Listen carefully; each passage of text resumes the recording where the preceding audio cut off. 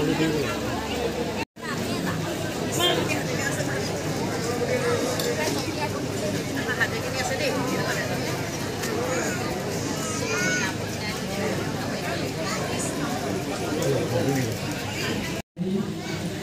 স্কন্ধ mini নৱসিদ্ধ সংবাদ কৃপাদভাগী শ্ৰৱণ কীৰ্তন মহাভক্তি আশ্ৰয় কৰি আমি সমস্তজনে ঈশ্বৰ পুৰুষৰ কৃপা ধন্য এই ব্যৱস্থাটো সেউকীৰ বাবে চিন্তা কৰিলে আৰু আমি আজি পবিত্ৰ পুণ্যধামত উপবিষ্ট হৈ ভগৱন্ত পুৰুষৰ মহান নাম আশ্ৰয় কৰি ভগৱন্ত পুৰুষৰ কৃপা ধন্য হ'বৰ বাবে সমস্তজনে আমি চেষ্টা কৰিম আৰু আমি দায়িত্বভাগী পালনৰ বাবে আগবাঢ়িব বিচৰা হৈছে একাদশ স্কন্ধ নিমি নৱসিদ্ধ সংবাদ শ্ৰীকৃষ্ণৰ নাম মংগলাচৰণ কৃষ্ণ জয় জয় কৃষ্ণ কৃপাময়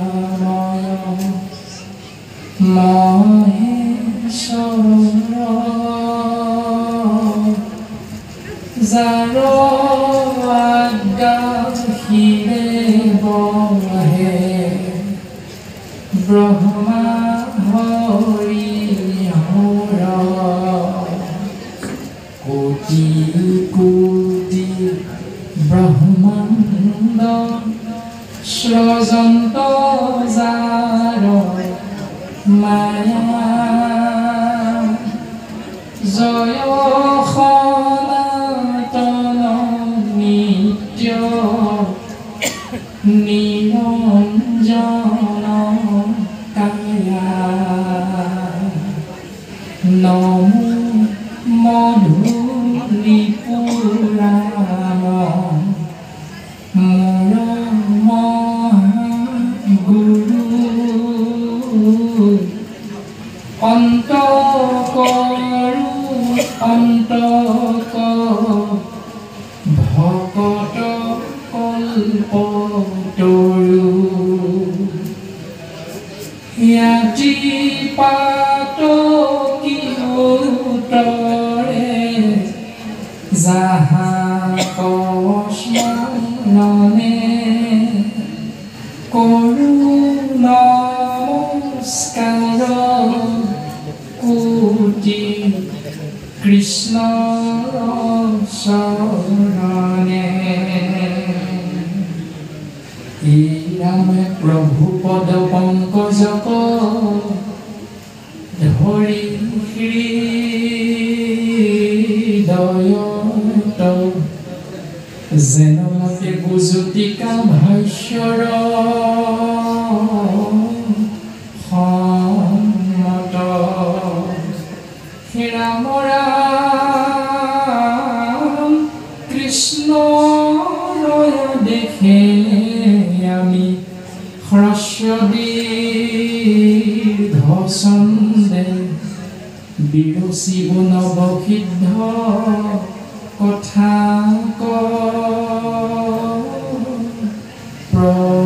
প্ৰবন্ধে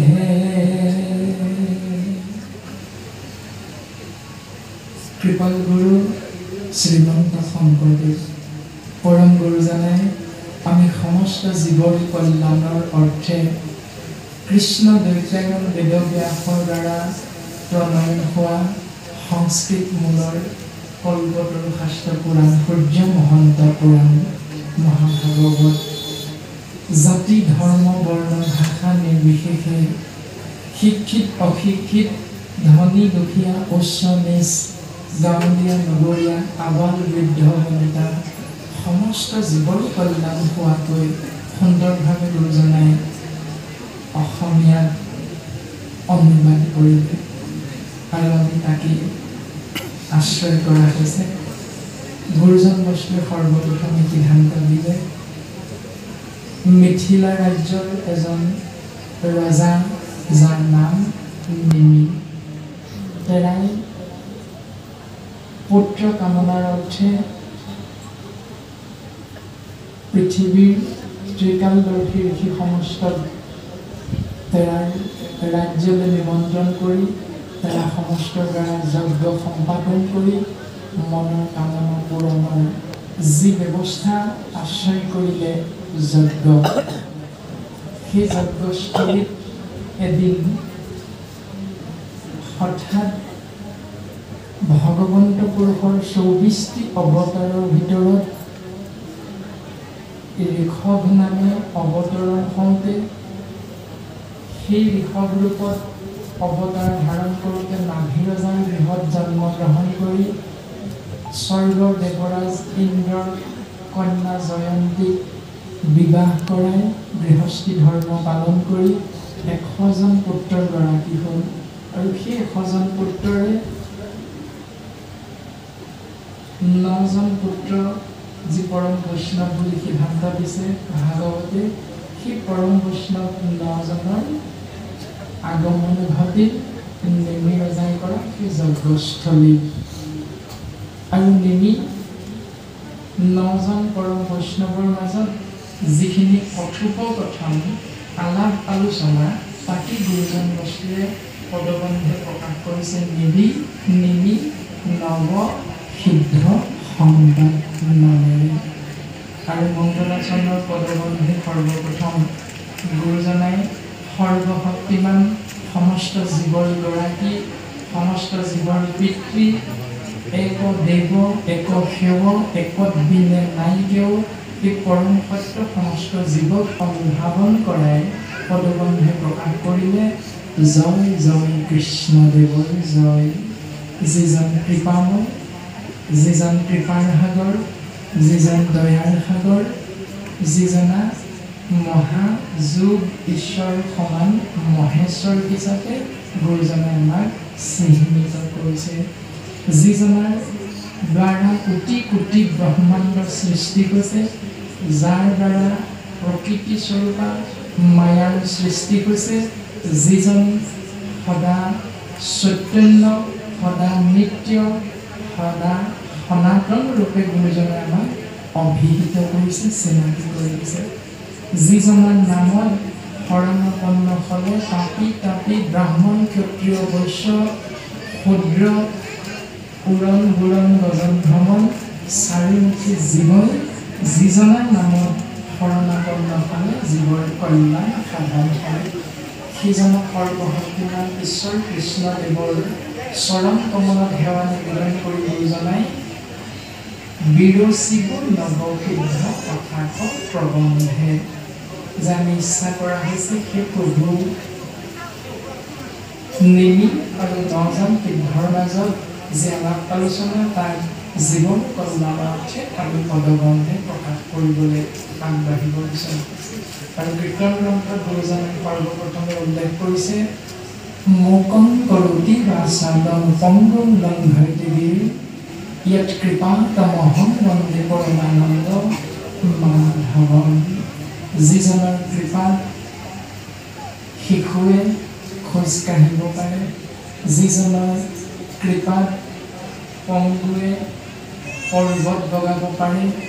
যিজনৰ কৃপাত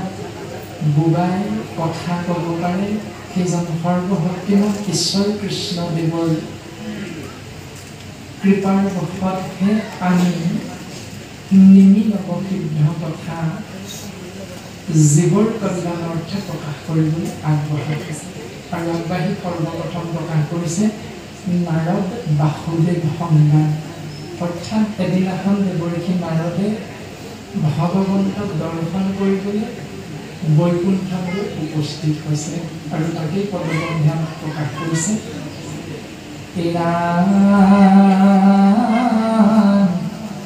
বৈকুণ্ঠৰ শাস্ত্ৰ ইটো মহাভাগৱত পাইলা পৰীক্ষিতে শুকমুনিৰ মুখত। ৭ দিন শুনি সুখে তৰিলা নৃপতি, ঘোৰ কলি যোগে আত পৰে নাই গতি। এৰাম শোক নিগদতি শুনি শোক পৰীক্ষিত বসুদেৱ নাৰদ সংবাদ বিপৰীত নিমিন বসিদ্ধে যেন ভৈলা উপাখ্যান কহু খাব শেষ ৰাজা শুয়ো সাৱধান হে ৰাম বাৰে বাৰে নাৰদক পঠান্ত মাধৱে নিৰন্তৰকাৰী কৃষ্ণক গৌৰৱে জীৱন্তে মুকুটতে জানিবা সাক্ষাৎ তথাপি উৎসুক আদি কৃষ্ণৰ সেৱাত দেৱৰ্ষি নাৰদেৱই যেতিয়া দ্বাৰকাত ভগৱন্ত ঈশ্বৰ কৃষ্ণক দৰ্শন পালে আলাপ আলোচনা হ'ল আৰু আলাপ আলোচনাৰ অন্তত ভগৱন্ত কৃষ্ণদেৱে দেৱৰ্ষি নাৰদক এটা মহান দায়িত্ব দিলে যে সেই দেৱৰ্ষি তুমি আজি আমাৰ এই স্থানত আহি উপবিষ্ট হৈ আমাৰ ধন্য কৰিবা এটি দায়িত্ব আমি দিব বিচৰা হৈছে তুমি পালন কৰিব লাগে বোলে প্ৰভু ক'বলৈ হওক ভগৱন্ত পুৰুষে দেৱৰ্ষি নাৰদক ক'লে যে বহুদিন হ'ল মোৰ পিতৃ বসুদেৱ আৰু মাতৃ দৈৱকীৰ কোনো খবৰ বাতৰি মই পোৱা নাই গতিকে মোক কৃপা কৰি মোৰ পিতৃ আৰু মাতৃৰ খবৰ আনি দিব লাগে আৰু মোৰো কুশল বাতৰি তেওঁ সমস্ত দিব লাগে দেৱৰ্ষি নাৰদে যিহেতু ভগৱন্ত পুৰুষক প্ৰত্যক্ষ ৰূপত দৰ্শন কৰিছে আৰু ভাগৱতে আমাক প্ৰকাশ কৰিছে বাৰে বাৰে নাৰদক পঠান্ত মাধৱে ঈশ্বৰ কৃষ্ণদেৱে দেৱৰ্ষি নাৰদক বাৰে বাৰে কৈছে তুমি মই অৰ্পণ কৰা দায়িত্বটো পালন কৰাচোন কিন্তু দেৱৰ্ষি নাৰদে ভগৱন্ত পুৰুষৰ কাষৰ পৰা আঁতৰি আহিব বিচৰা নাই গুৰুজনে পদবন্ধে প্ৰকাশ কৰিছে জীৱন্তে মুকুটত দেহু জানিবা সাক্ষাৎ তথাপি উৎসুক আতি কৃষ্ণৰ সেৱা ভগৱন্ত পুৰুষক দৰ্শন পোৱাটোৱেই জীৱৰ বাবে মুক্তি তথাপিতো দেৱৰ্ষি নাৰদে সেইজন সৰ্বশক্তিমান ঈশ্বৰ পুৰুষক দৰ্শন পায়ো তেওঁৰ সেৱাত ব্ৰতী হ'বলৈ ইচ্ছা কৰি ভগৱন্তই অৰ্পণ কৰা দায়িত্ব পালনত অকণমান অৱহেলা কৰিছে তাৰ পাছত পদে আমাক প্ৰকাশ কৰিছে এৰা মুকুতি সুখটো কৰি ভকতি বৰ নভজে কৃষ্ণক লোক কিনো কৰ্ম জৰ মুকুতি সুখতকৈও ভকতি শ্ৰেষ্ঠ তথাপিতো পঞ্চভূতি 24 তত্ত্বৰে গঠিত জীৱাত্মা হৰিধাৰী মনুষ্য বাকী তিনিটি ভাগত বিভক্ত হৈ থকা জীৱতকৈ শ্ৰেষ্ঠ হৈও আমি মনুষ্যই নভজে কৃষ্ণক লোক কিনো কৰ্ম জাৰ চোৱাচোন মনুষ্য হৰিধাৰী জ্ঞান আৰু বিবেকযুক্ত উত্তম পাত্ৰৰ গৰাকী জীৱই এই সুন্দৰ শৰীৰটো পায়ো সেইজন সৰ্বশক্তিমান ঈশ্বৰ কৃষ্ণক চিন্তা নকৰি দিনে দিনে ক্ষণে ক্ষণে কেৱল কৰ্মবন্ধনৰ মাজত সোমাই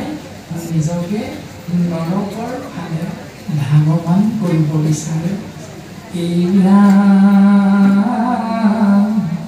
বাক্য কৰ্ণ মন মুখ আচৰ্যা মানে কৃষ্ণ ভকতিত সমস্তৰে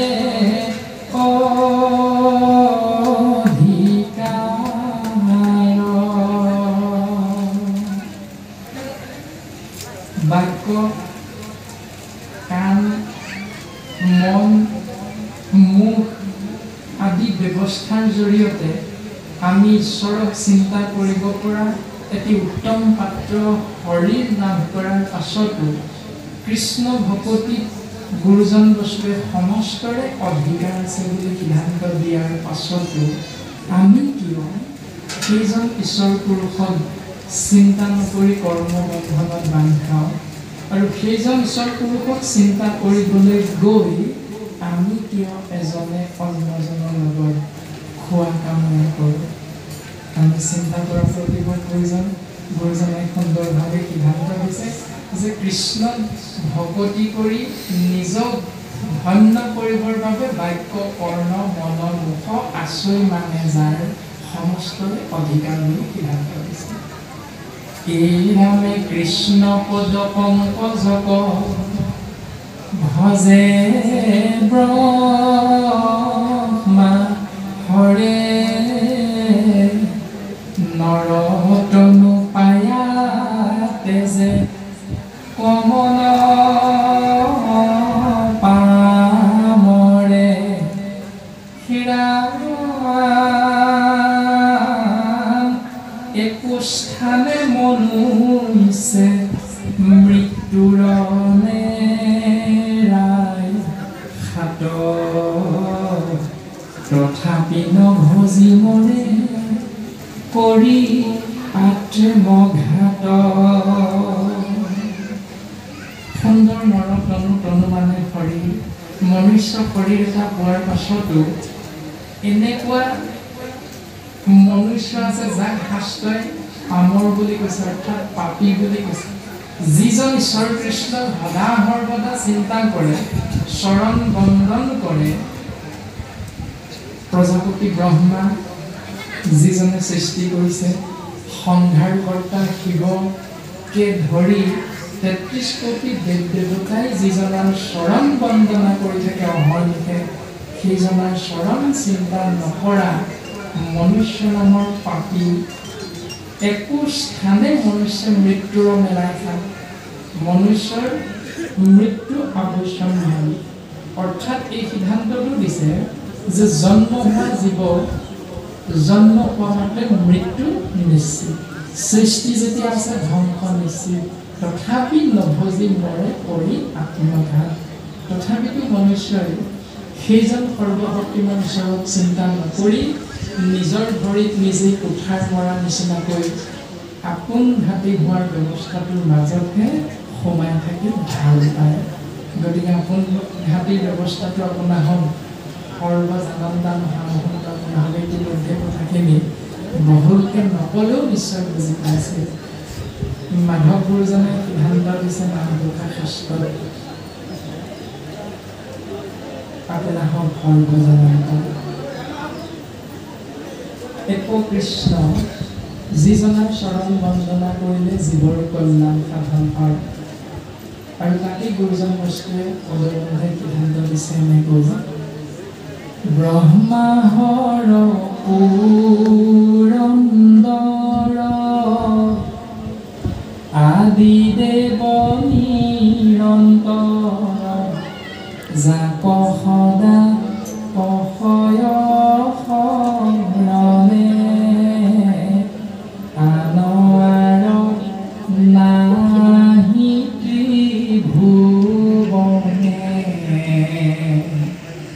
তুমি সে কৰুণা সিন্ধু ভকত জনৰ বন্ধু মোৰ গতি তোমাৰ চৰণে ৰামৰ গতি তোমাৰ চৰণে হে প্ৰভু মই নাথ মই জীৱাত্মা তুমি পৰমাত্মাৰ অংশস্বৰূপ দাসৰ দাস কিংকৰ কিংকৰ মোৰ গতি কেৱল তোমাৰ চৰণে তুমি কোন পৰমাত্মা সৰ্বশক্তিমান তোমাৰ চৰণত প্ৰজাপতি ব্ৰহ্মা মহাদেৱ শিৱ ইন্দ্ৰকে ধৰি ৩৩ কোটি দেৱ দেৱতাই তোমাৰ চৰণ বন্দনা কৰি থাকে যদি সেইজন ঈশ্বৰক আমি চিন্তা নকৰোঁ তেতিয়াহ'লে আমাৰ আত্মঘাতী হোৱা ব্যৱস্থাটোৰ মাজত থকা সেই কথাটো দুজনে সুন্দৰভাৱে আমাক চিনাকি কৰি দিছে ৰামে কৃষ্ণ সেৱা দেখে মাত্ৰ মৃত্যু ভয় জানিয়া কৃষ্ণক ভজা কৰিয়া নিশ্চয় কৃষ্ণৰ চৰণ বন্দনা কৰিলে জীৱই মৃত্যু ভয়ৰ পৰা হাত সাৰিব পাৰে যেনেকৈ পৰীক্ষিত নামৰ জীৱ আত্মাই ভয় পাইছিল অভিশাপিত হৈছিল এটা ভুল কৰ্ম কৰাৰ বাবে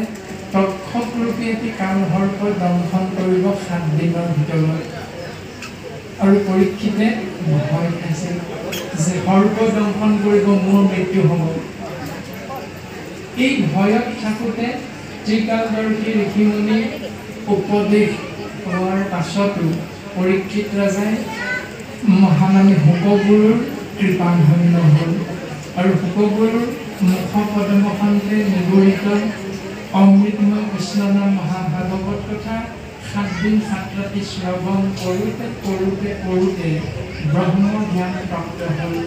যি ব্ৰহ্ম জ্ঞানৰ কথা দ্বাদশ স্কন্ধত সুন্দৰভাৱে প্ৰকাশ কৰিছে যে যি কালসৰ্প তক্ষক আহি পৰীক্ষিতৰ সন্মুখত উপস্থিত হৈ ফেট তুলি আছে সেই কালসৰ্পক বাকী সমস্তই সৰ্পৰূপে দৰ্শন পাইছে আৰু পৰীক্ষিত ৰাজাই স্বয়ং শংখ চক্ৰ গদা পদ্মধাৰী ভগৱন্তৰ ৰূপে দৰ্শন পাইছে আৰু যেতিয়া তক্ষক সৰ্পই পৰীক্ষিতৰ চৰণত বুঢ়া আঙুলিত দংশন কৰিছে খুট মাৰি দিছে বাকীসকলে ভয় খাইছে যে ৰাজাক দংশন কৰিলে আৰু পৰীক্ষিত ৰাজাই দেখা পাইছে যে সেইজন সৰ্বশক্তিমান পিতৃ ঈশ্বৰ কৃষ্ণদেৱে তেওঁৰ চৰণত চুম্বন কৰিছে অৰ্থাৎ চুমা খাইছে এই পৰম সত্য পৰীক্ষিত ৰাজাই চিনাকি হৈ গ'ল শুকগুৰুৰ কৃপাৰ বলত আৰু তাকে গুৰুজনে আমাক কৈছে যে কৃষ্ণ সেৱা দেখে মাত্ৰ গুচৈ মৃত্যু হয় অৰ্থাৎ মই মানে দেহ নহয় মই মানে হ'ল আত্মা আৰু এই আত্মা যে পৰমাত্মাৰ সন্তান আমি সমস্তজনে এই পৰম সত্য পৰীক্ষিত ৰাজাৰ হৃদয়ংগম হ'ল অনুধাৱন কৰিলে আৰু এনেকৈ পৰীক্ষিত ৰাজাই ভুল কৰ্মত ভৰি দি যি মৃত সৰ্প মুনিৰ কণ্ঠত মেৰিয়াই দিয়াৰ বিপৰীতে জীয়া সাপৰ ভয়ত 7 দিন 7 ৰাতি কটাওঁতে শেষত শুকগুৰুৰ কৃপাধন্য হৈ পৰম ব্ৰহ্ম জ্ঞান লাভ কৰি এই সংসাৰৰ পৰা পৰম মুক্তি লাভ কৰিলে তাৰপাছত গুৰুজন বস্তু কৈছে ভগৱন্ত কৃষ্ণদেৱৰ আজ্ঞা শিৰোগত কৰি বহুদিনৰ অন্তত দেৱঋষি নাৰদে বসুদেৱ আৰু দৈৱকীৰ সন্মুখত গৈ উপস্থিত হৈছে পদবন্ধে প্ৰকাশ কৰিছে দিনে কলাৰদৰিষি গৈলা বসুদেৱ ঘৰে দেখি বসুদেৱে তাংক পুজিলা সাদৰে কৰিলা প্ৰণাম পাছে আসনে বৈখাই বুলিলা বিনয় বাক্য নাৰদ কচাই যেতিয়া বসুদেৱৰ গৃহত নাৰদৰ আগমন হ'ল আৰু সন্ত বসুদেৱে দেৱঋষি নাৰদক সাদৰেৰে সেৱা নিবেদন কৰিছে আসনত উপবিষ্ট কৰোৱাই বিনয় বাক্য অৰ্থাৎ মনৰ ভাৱনা বিনয়েৰে প্ৰকাশ কৰিছে সেই নাৰদ। পিতৃ মাতৃ আহিলে পুত্ৰৰ যেন সুখ, সন্তই আগমনত দুখীৰ গুচৰি দুখ। বহুদিনৰ মূৰত পিতৃ মাতৃ যি জোঁৱাই ঘৰলৈ আহিলে যেনেকৈ যি জোঁৱাই অতিব আনন্দিত হয়, ঠিক তেনেকৈ এজন মহাসন্তৰ আগমন হ'লে এজন দুখীৰ দুখৰ অন্ত কৰে। এইৰামে সেই মতে ভগৱন্ত প্ৰজোৱা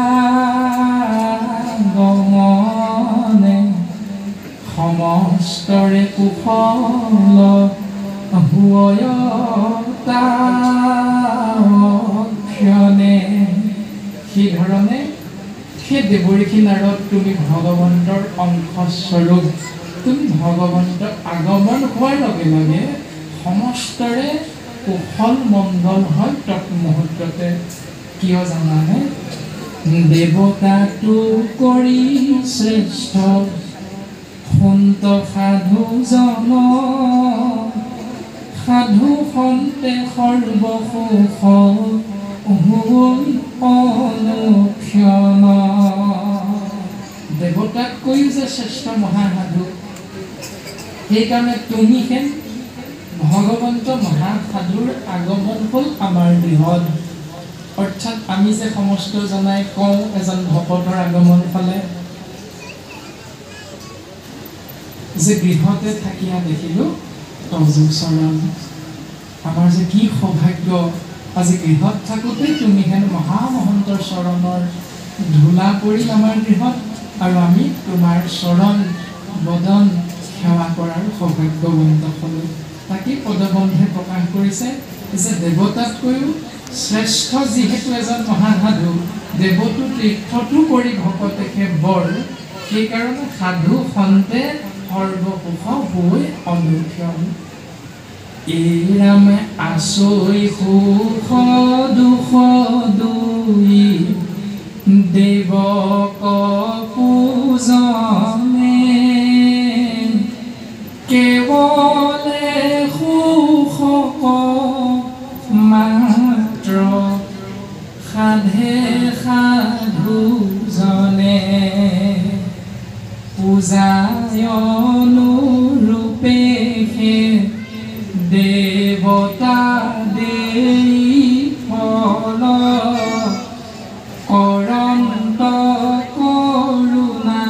মাত্ৰ ভকত সকল। জন্ম হোৱা মাত্ৰে শৰীৰধাৰী মনুষ্যই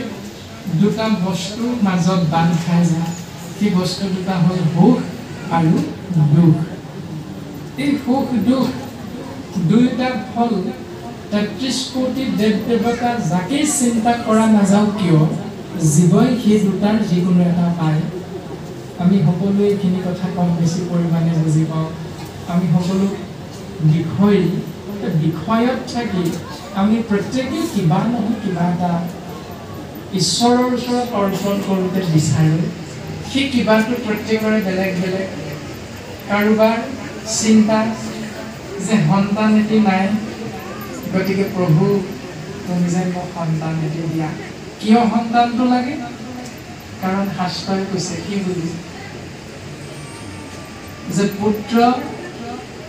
যদি নাথাকে তেতিয়া হেনো বোলে পিতৃ মাতৃ সংসাৰৰ পৰা তৰি যাব নোৱাৰে। যদি পুত্ৰ হয় তেতিয়াহে বোলে এই সংসাৰৰ পৰা তৰি যাব পাৰে। এই বুলি হেনো শাস্ত্ৰত উল্লেখ কৰিছে। গতিকে সেই কথাকে শিৰোগত কৰি ভাগৱতৰ পদে যদি আমি চিন্তা কৰোঁ, তেতিয়াহ'লে আমি উত্তৰটো পাম এনেকৈ, পুত্ৰ উদ্ধাৰে যদি কহিয়াছে শাস্ত্ৰ, অৰ্থাৎ পুত্ৰইহে উদ্ধাৰ কৰিব পাৰে বুলি শাস্ত্ৰই কৈ আছে। সেইকাৰণে প্ৰভু আমি এই সংসাৰৰ পৰা পৰিত্ৰাণৰ অৰ্থে তুমি যেন পুত্ৰ এটি কৃপা কৰা। এই বুলি কোনো দেৱ দেৱতাক আমি হয়তো প্ৰত্যেকেই নিজৰ মতি অনুসাৰে সেৱা কৰোঁ, পূজা কৰোঁ, চিন্তা কৰোঁ। কিন্তু শাস্ত্ৰই কৈ দিলে তাৰ পাছতে সেই পুত্ৰজনৰ নামটো কি? বৈষ্ণৱ পুত্ৰক প্ৰতি বলিয়াছে মাত্ৰ। সেই পুত্ৰজনৰ নামটো কিন্তু বৈষ্ণৱ পুত্ৰ। যিকোনো এজন পুত্ৰ হ'লে আপুনি মই তৰি যাব নোৱাৰোঁ, কেৱল বৈষ্ণৱ পুত্ৰৰ দ্বাৰাহে আমি তৰিব পাৰিম। সিদ্ধান্ত দিলে এনেকৈ, অবৈষ্ণৱ পুত্ৰ যদি উপজে বংশত স্বৰ্গখন্তে পিতৃক পেলাৱে নৰকত। এতিয়া আমাৰ প্ৰথম চিন্তাটো কি? পুত্ৰ এটি লাগে। আৰু শাস্ত্ৰই কি বুলি ক'লে? আচৈ সুখ দুখ ধুই দেৱক বুজালে। দেৱতাক সেৱা কৰিলে যি ব্যৱস্থাটো আমি কামনা কৰি সেৱা কৰিম তাত দুটা ফল যুক্ত হৈ থাকে, এটা হ'ল সুখ, এটা হ'ল দুখ। আমি পুত্ৰ বিচাৰিলোঁ, প্ৰভুৱে তথাস্তু বুলি পুত্ৰ দিলে। কিন্তু সেই পুত্ৰ আমি শুদ্ধমতে নিবিচৰাৰ বাবে, বৈষ্ণৱ পুত্ৰ নোহোৱাৰ বাবে সি অবৈষ্ণৱ বা দুৰ্জন পুত্ৰ হ'ল। আৰু সেইকাৰণে আমি তাৰ পৰা দুখহে অনুভৱ কৰিলোঁ বা দুখহে লাভ কৰিলোঁ। এনেকৈ প্ৰত্যেকে দেৱতাক পূজা কৰাৰ ফলস্বৰূপে সুখ আৰু দুখ ইয়াৰ মাজত বান্ধ খাই পৰিব লগা হয়। কিন্তু অনন্ত কৰুণা মাত্ৰ ভকতসকল। যদি ভকতক সেৱা কৰা যায় তেতিয়া ভকতৰ জৰিয়তে কেৱল জীৱৰ কল্যাণ সাধন হয়। ই সুখ আৰু দুখ এইবিলাকৰ ব্যৱস্থাটোলৈ ভকতে লৈ নাযায়। কেৱল ভকতে এক দেৱ এক সেৱ একবিনে নাইকেও পৰম পুৰুষ প্ৰভু ভগৱন্তক কেনেকৈ চিন্তা কৰিব লাগে, চিন্তা কৰিলে কি আনন্দ লাভ হয়, প্ৰত্যেকটো কথা সুন্দৰভাৱে আমাক দৰ্শন কৰায়। আৰু তাৰ মাজেদিয়ে আমি যদি নিজৰ জীৱন আগবঢ়াই নিব পাৰোঁ, ধ্ৰুৱ সত্য নাম ল'লে তৰিবা, নল'লে মৰিবা। এই সিদ্ধান্তটো আমাক দিয়ে। এই ৰাম তোমাৰ সদৃশ যাৰা শ্ৰীকৃষ্ণ তমন তা সম্বাৰ মত আচৰণ ভৈলো কৃতাৰ্থ যদি ঋষি মহাশয় তথাপিতো পুছু ভাগৱত ধৰ্মচয়। তোমাক দৰ্শন পালোঁ, তোমাক সেৱা কৰিবলৈ পালোঁ, ইয়াতে মোৰ জীৱন ধন্য। যদিও হে দেৱৰ্ষি নাৰদ, মোৰ জানিবলৈ মন গৈছে নহয়। কি জানিবলৈ মন গৈছে? যে মহাভাগৱত ধৰ্ম মানেনো কি? এই ৰামে পৰম শ্ৰদ্ধায়ে যাক শুনিলে মাত্ৰকে দুৰ্ঘোৰ সংসাৰ দুখ তৰে সৰ্বলোকে। যি মহাভাগৱত ধৰ্ম পৰম শ্ৰদ্ধা সহকাৰে শুনিলে এই দুৰ্ঘোৰ সংসাৰৰ দুখ তৰি সৰ্বলোকে ভগৱন্তৰ কৃপাধন্য হৈ পৰম গতি লাভ কৰিব পাৰে। সেই দেৱৰ্ষি নাৰদ দেৱৰ মায়াই মোৰ মোহ ভৈল মন পুত্ৰ কামে কৃষ্ণক কৰিলোঁ আৰাধন যদ্যপি মুকুতি বেন্ত মুকুন্দে সদা তানকো নবানিছিলোঁ পূৰ্বে পুত্ৰক আশাই যেন মতে তৰু পাবে সংসাৰৰ ক্লেশ মহামুনি দিও মোক সেই উপদেশ। বসুদেৱে নিজৰ পূৰ্বজন্মৰ কথা দেৱঋষি নাৰদক অকণমান মনত পেলাই দিছে যে পূৰ্বতে মই সুতপা নামে প্ৰজাপতি আছিলোঁ আৰু দৈৱকী কৃষ্ণী নামে মহাসতী আছিল আৰু আমি দুইজনে 12,000 বছৰ ভগৱন্ত ঈশ্বৰ কৃষ্ণক চিন্তা কৰিছিলোঁ আৰু চিন্তা কৰাৰ অন্তত ভগৱন্ত পুৰুষ সন্তুষ্ট হৈ আমাক কৃপা কৰিছিল আৰু সেই কৃপা আমি বিচাৰিব লাগিছিল ভকতি কিন্তু আমি বিচাৰিলোঁ যে পুত্ৰ যিটো বসুদেৱ মহাসন্তই নিজৰ মনৰ ভাৱনা গুৰুজনাই আমাক পদবন্ধে প্ৰকাশ কৰিছে দেৱৰ মায়া বুলি দেৱৰ মায়াই মোৰ মোহ ভৈৰ মন যদিও ঈশ্বৰ কৃষ্ণক দৰ্শন পালোঁ কিন্তু দেৱতাৰ মায়াৰ পাশত আবদ্ধ হৈ আমি বিচাৰিব লাগিছিল ভক্তি কিন্তু বিচাৰিলোঁ তোমাৰ নিচিনা এটি পুত্ৰ হ'লে আমি সুখী হ'ম এই বুলি ভগৱন্তকে আমি পুত্ৰ কামনা কৰাৰ বাবে যদ্যপি মুকুতি দেন্ত মুকুন্দে সদায় তাকো নাবাঞ্চিলোঁ পূৰ্বে পুত্ৰকান খাই মুকুতি ভগৱন্তই দিয়ে কিন্তু সেইটো নিবিচাৰি আমি কেৱল ভগৱন্তক পুত্ৰ হিচাপে কামনা কৰি দেৱৰ মায়াত আবদ্ধ হৈ পৰিলোঁ গতিকে সেই মহামুনি দেৱঋষি নাৰদ মোক তুমি কৃপা কৰা আমাক তুমি কৃপা কৰা এই সংসাৰৰ বন্ধনৰ পৰা কেনেকৈ আমি মুক্ত হৈ থাকিব পাৰিম তাৰপাছত দেৱঋষি নাৰদে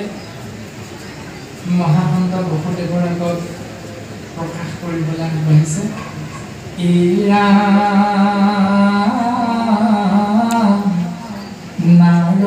নাৰদবদতি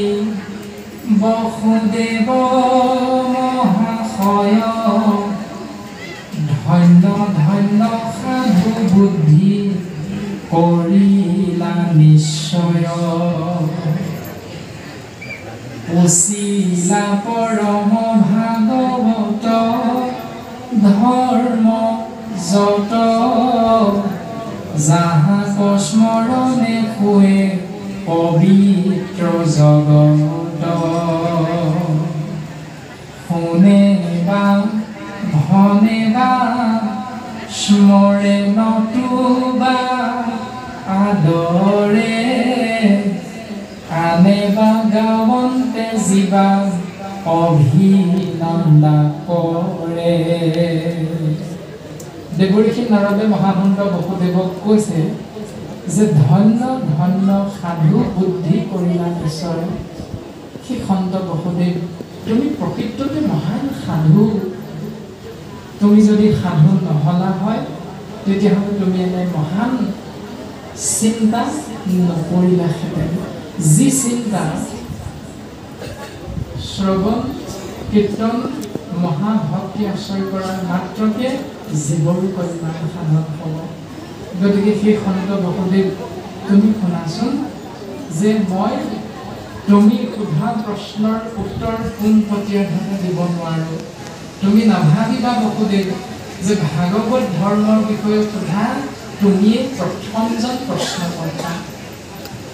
তোমাৰ আগত আজিৰ পৰা প্ৰায় বহু বছৰ আগত নিমি নামৰ এজন ৰজা মিথিলা ৰাজ্যত অৱস্থান কৰি আছিল আৰু তেওঁ তোমাৰ দৰে 12,000 বছৰ তুমি যেনেকৈ ঈশ্বৰক চিন্তা কৰিলা আৰু শেষত পুত্ৰ কামনা কৰিলা সেই নিমিয়েও পুত্ৰ কামনা কৰি এটি মহান যজ্ঞৰ আয়োজন কৰিছিল আৰু সেই যজ্ঞতে ঋষভ ঈশ্বৰৰ 100জন পুত্ৰৰ ভিতৰত যি পৰম বৈষ্ণৱ বুলি 9জনৰ সিদ্ধান্ত দিছে তেৰা সমস্ত গৈ এদিন সেই পবিত্ৰ স্থানত উপস্থিত হ'ল আৰু নিমি নামৰ ৰজাজনেও তোমাৰ দৰে মহাভাগৱত ধৰ্মৰ কথা সেই 9জন পৰম বৈষ্ণৱক সুধিছিল আৰু সেই পৰম বৈষ্ণৱ কেইজনাই নিমি ৰজাক যি উত্তৰ দিছিল তাকে আজি আমি তোমাৰ আগত প্ৰকাশ কৰিম গতিকে তুমি সাৱধান হৈ শ্ৰৱণ কৰিবলৈ চেষ্টা কৰাব পাৰিব এই বুলি কৈ ভাগৱতৰ পদে আমাক প্ৰকাশ কৰিছে এয়া নৱসিদ্ধ সমে নিমি ৰাজাৰ সংবাদ শ্ৰৱণ মাত্ৰকে মনে মিলিবে আহ্লাদ শুনা সেই কথা তুমি স্থিৰ কৰি মন ভাগৱত ধৰ্মৰ আশ্ৰয় নিৰূপণ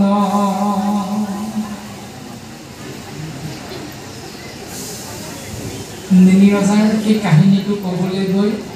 দেৱঋষি নাৰদে প্ৰকাশ কৰিছে স্বয়ম্ভুৱ ব্ৰহ্মাৰ মানস পুত্ৰ স্বয়ম্ভুৱ মনু তেওঁৰ পুত্ৰ প্ৰিয়ব্ৰত তেওঁৰ পুত্ৰ অগ্নিধ্ৰ আৰু অগ্নিধ্ৰৰ পুত্ৰ নাভি আৰু নাভিৰ তনয় ভৈলা ঋষভ সুমতি আৰু সেই নাভিৰে গৰ্ভত নাভিৰে উৰসত নাভিৰ গৃহত ভগৱন্ত পুৰুষে ঋষভ ৰূপে অৱতাৰ ধাৰণ কৰিছে এই ৰামে বসুদেৱ অংশে আশী ভৈলা অৱতাৰ বাসুদেৱ অংশে আশী ভৈলা অৱতাৰ কৰিলা লোকত মুখ ধৰ্ম প্ৰচাৰ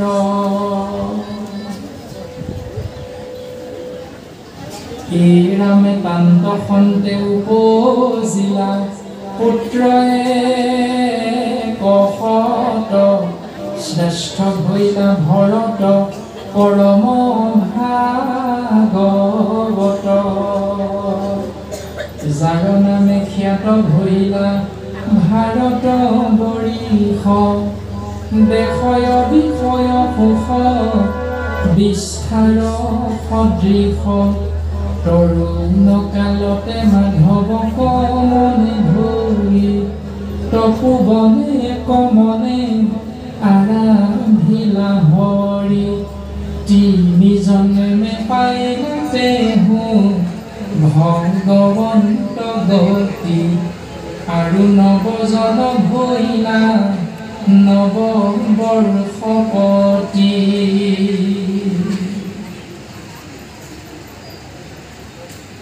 জীৱৰ মাজত ঈশ্বৰক চিন্তা কৰি কেনেকৈ তৰি যাব পাৰি গৃহস্থী ধৰ্মৰ মাজত থাকিলেও জীৱই কেনেকৈ ঈশ্বৰক চিন্তা কৰিব লাগে প্ৰত্যেকটো কথা ঋষভ ৰূপে অৱতাৰ ধাৰণ কৰি গৃহস্থী ধৰ্ম পালন কৰি আমি জীৱৰ প্ৰতি ভগৱন্ত পুৰুষে নিজে উপদেশ দি গৈছে আৰু সেইজন ঈশ্বৰ পুৰুষৰে প্ৰথম পুত্ৰজনৰ নাম হ'ল ভৰত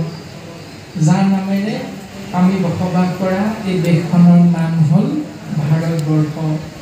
কিন্তু আমাৰ ভাৰতবৰ্ষৰ নামটো হোৱাৰ আগত আমাৰ দেশখনৰ নাম আছিল দুটা এটা হ'ল জম্বুদ্বীপ আৰু অন্যটো হ'ল অজনাভ তাৰ পাছতে ভৰতৰ নামেৰে আমাৰ দেশখনৰ নাম হৈছে ভাৰতবৰ্ষ আৰু সেই ভৰতে যুৱক অৱস্থাতে ঈশ্বৰ কৃষ্ণ মাধৱক চিন্তা কৰি তিনিটি জন্ম গতি সাধন কৰিছে তাৰ পাছত তেওঁৰে অৰ্থাৎ ঋষভৰে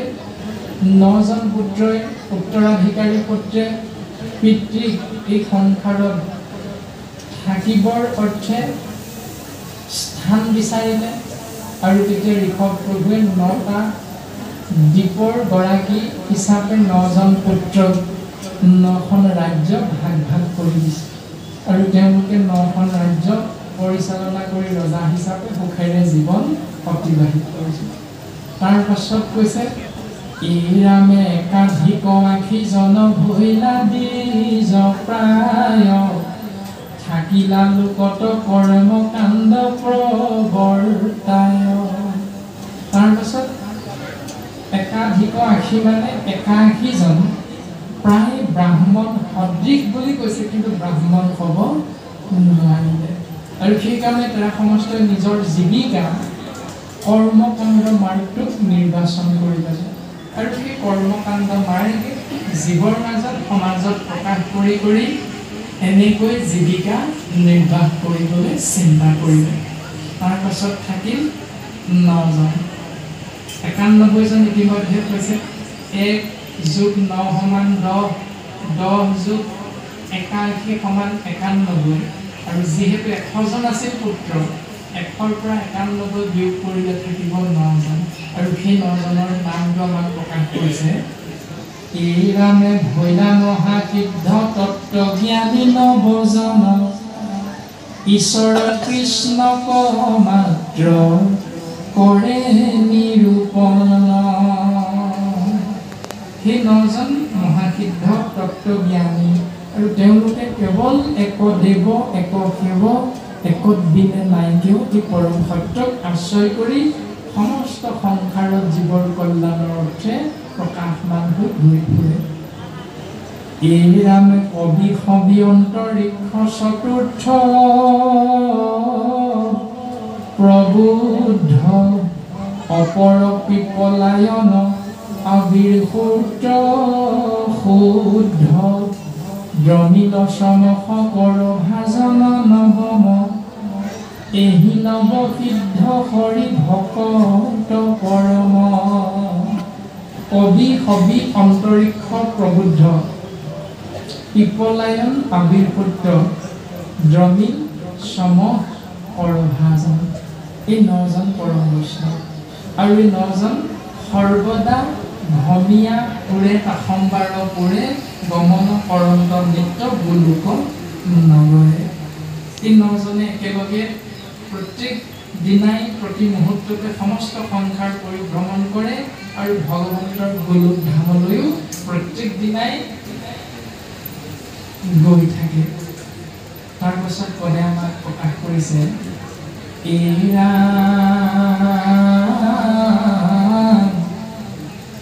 ঋষিগণ সমে নিমিৰাজাম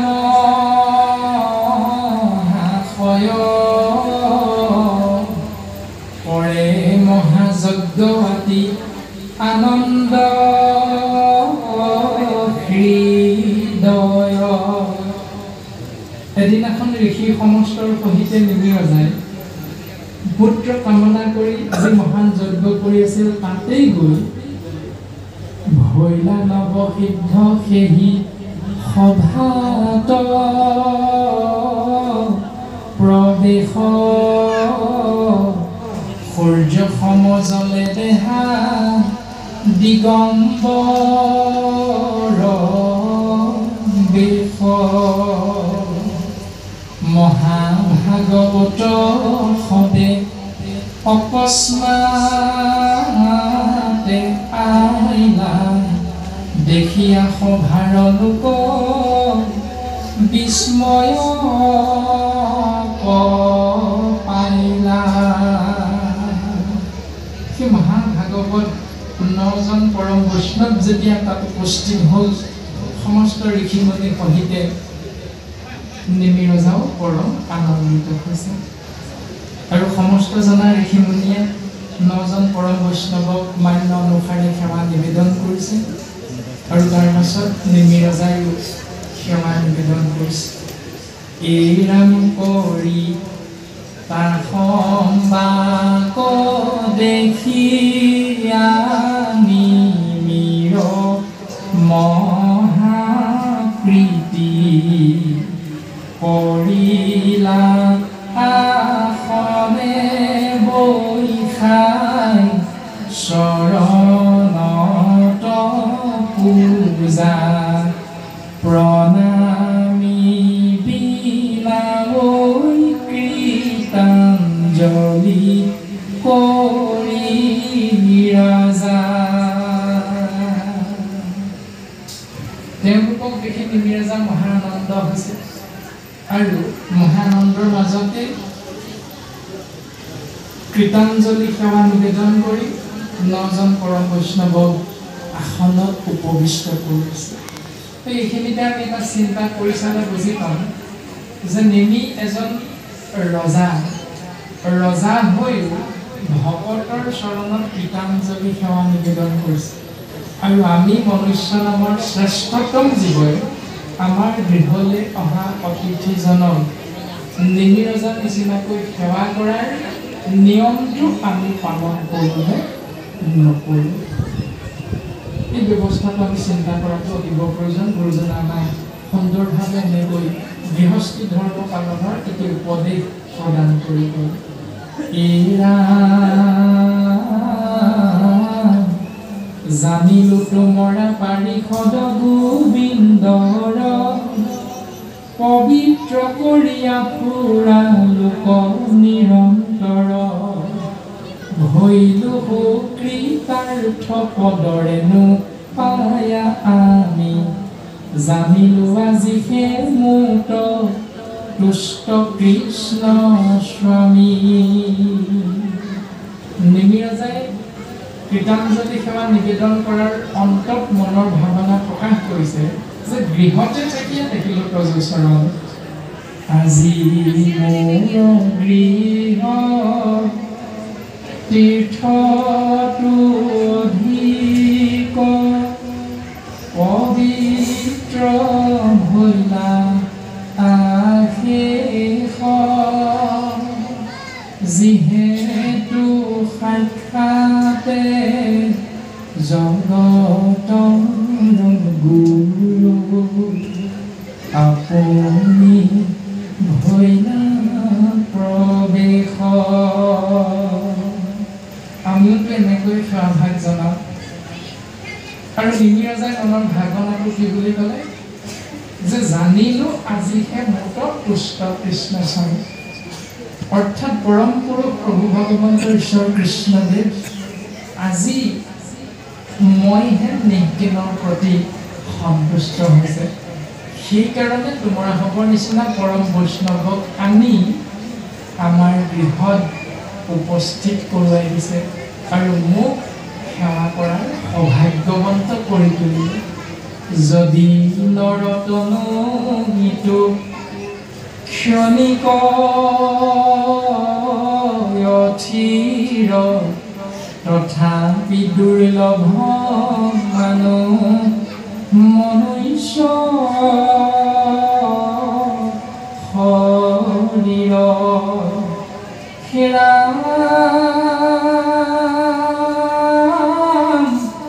তাহাতো দুৰ্লভ মানুহ ভকতৰ সংগ, লভিলো দুৰ্লভ লাভ কিনো ভৈল ৰংগ, সবাৰো পাৱত পৰি পশু প্ৰণিপাতে, কোন আত্যন্তিক সুখ কহিও মাতে। মনুষ্য শৰীৰটো দুৰ্লভ।